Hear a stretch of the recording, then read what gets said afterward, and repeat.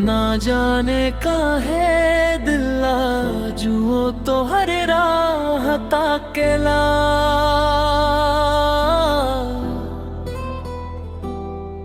हर धड़कन में बस तो हरे नाम सुनाई देला।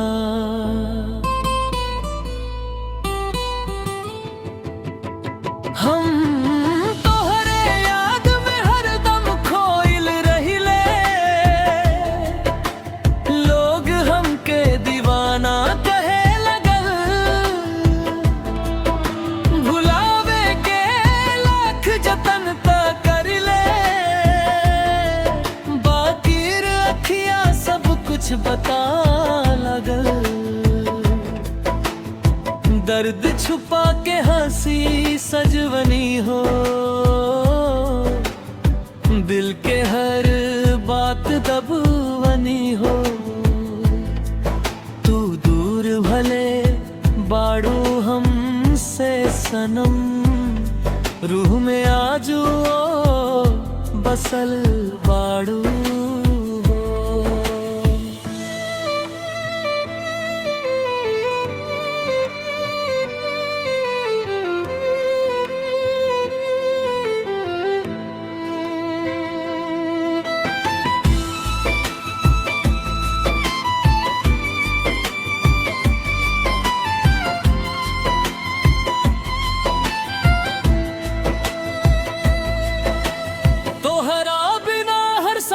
सुनी लागे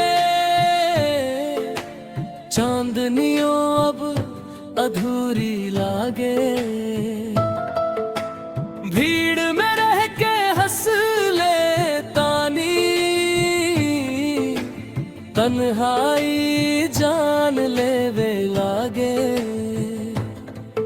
जे सपना तोहरा संगे देखनी। सपना रुलावे लागे। दिल लाख कहे भूला दाओ के। याद फेरू सतावे लागे। हम तोहरे याद में हरदम खोइल रहिले।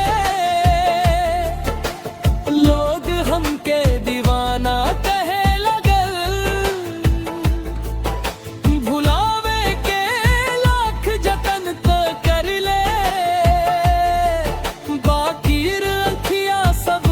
बता लगल।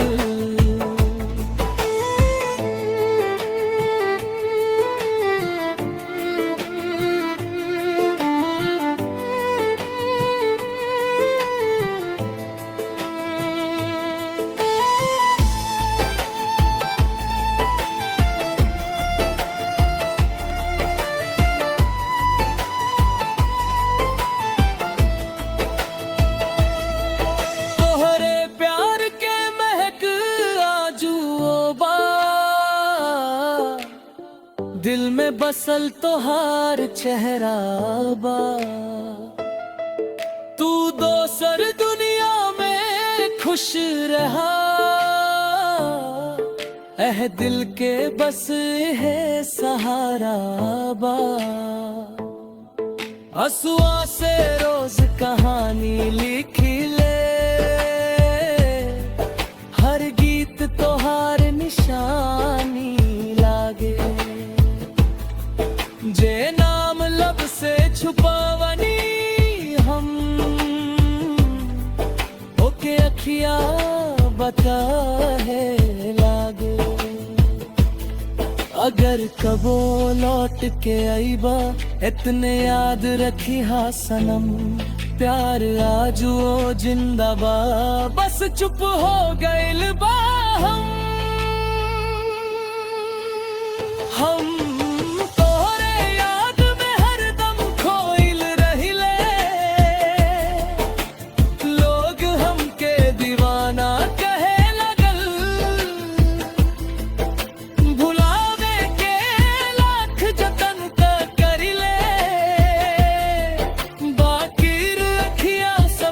बता लगल। हाँ अखियाँ दुनिया सब कुछ बता लागल, तोहरे बिना ही दिल ना लागल।